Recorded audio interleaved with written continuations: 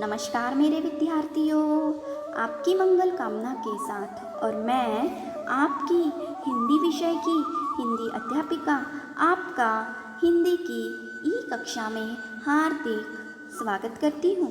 विद्यार्थियों, आज हम कक्षा 6वीं में विषय हिंदी में पाठ्यपुस्तक अभ्यास सागर से कविता परिश्रम के अंतर्गत व्याकरण में समरूपी भिन्नार्थक शब्द का अध्ययन करने वाले हैं। तो आइए देखते हैं। ऊपर दी गई पंक्तियों की कविता की पंक्तियों में सम्मान और समान शब्दों का उच्चारण लगभग समान है, परंतु इनके अर्थ भिन्न भिन्न हैं।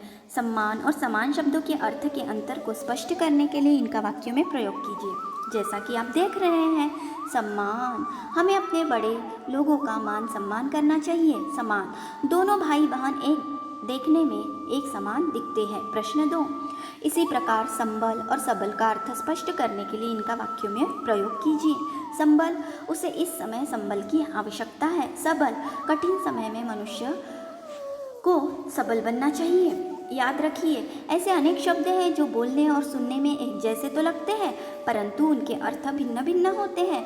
ऐसे ही शब्दों को समरूपी भिन्नार्थक शब्द कहते हैं। प्रश्न 3, नीचे कुछ शब्द दिए गए हैं, इन शब्दों के उचित अर्थ छांटकर आपको लिखना है। अनल, आग, अग्नि, अनिल, हवा, पवन, वायु, और, तरफ, और, तथा, बहु, बहुत, बहु, वधु। प्रश्न 4, नीचे दिए गए शब्दों का वाक्य में आपको प्रयोग करना है। क, बेर, बेर एक फल है, वह 3 बेर खाती है। बैर, बैर एक भावना है, हमें कभी किसी से बैर की भावना नहीं रखनी चाहिए। दिन, आज का दिन आपका शुभ बीते। दिन अर्थात गरीब, दिन व्यक्तियों की मदद कीजिए। प्रश्न 5, नीचे दिए गए चित्रों के सही नाम छांटकर लिखिए। चित्र दिख रहे हैं आपको।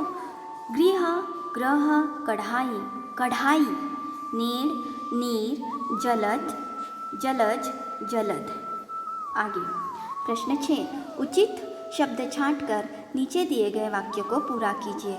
क, चोट लगने के बाद भी सीमा हंस रही थी। ख, आज परीक्षा का परिणाम निकलने वाला है। ग, मैंने गीता को कई बार कक्षा में ऊँघते हुए देखा है। घ, करीना 6ठी कक्षा की सबसे योग्य छात्रा है। अड़, सविता चलते चलते दक्षिण दिशा की ओर मुड़ गई। प्रश्न 7, नीचे दिए गए वाक्यों को उचित विशेषण शब्दों से आपको पूरा करना है। क, पहाड़ पर रंग बिरंगे फूल खिले हैं। ख, मोहन ईमानदार लड़का है। ग, कोयल बहुत मधुर गीत गाती है। घ, थैले में थोड़े से आम डाल दो। अड़, बाहर कुछ लोग खड़े हैं। च, वह किताब मेरी है। छ, करेला कड़वा है।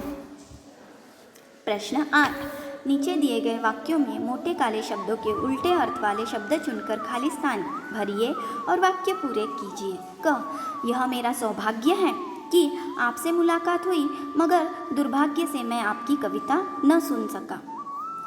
ख, हमें सुख दुख में एक जैसा व्यवहार करना चाहिए। ग, यह भवन तो नूतन है मगर पुरातन काल का है। घ, हमें सभी का सम्मान करना चाहिए, किसी का अपमान नहीं करना चाहिए। प्रश्न 9, नीचे कुछ वाक्य दिए गए हैं जिनमें कोई ना कोई गलती है। आप उस गलती को पहचानिए और उसे घेरा लगाइए और वाक्य सही करके पुनः लिखिए।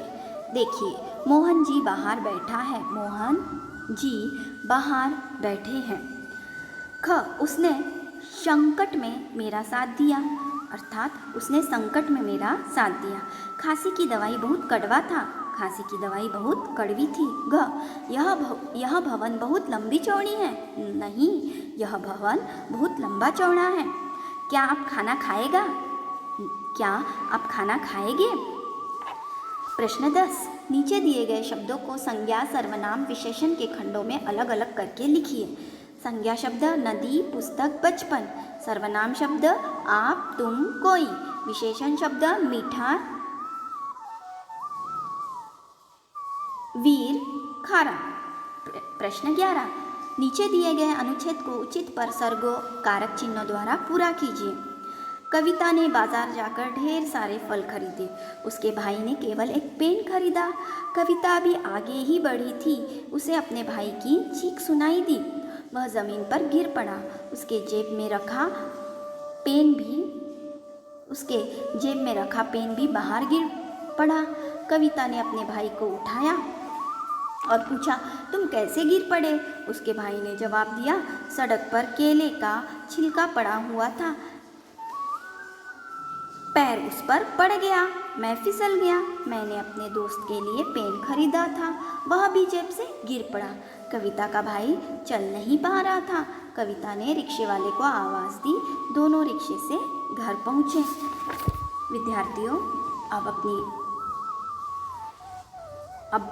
पाठ्यपुस्तक अभ्यास सागर में आपको गृह पाठ पूर्ण करना है। परिश्रम ही उन्नति और सफलता का मार्ग है। इस विषय पर 150 शब्दों में आपको अनुच्छेद लिखना है। आशा करती हूँ कि पाठ्यपुस्तक अभ्यास सागर में सारे सवालों को आप अपने पाठ्यपुस्तक अभ्यास सागर में अवश्य लिखेंगे। अच्छा, एक नए पाठ के साथ मैं आपसे पुनः मिलने आती हूँ। धन्यवाद।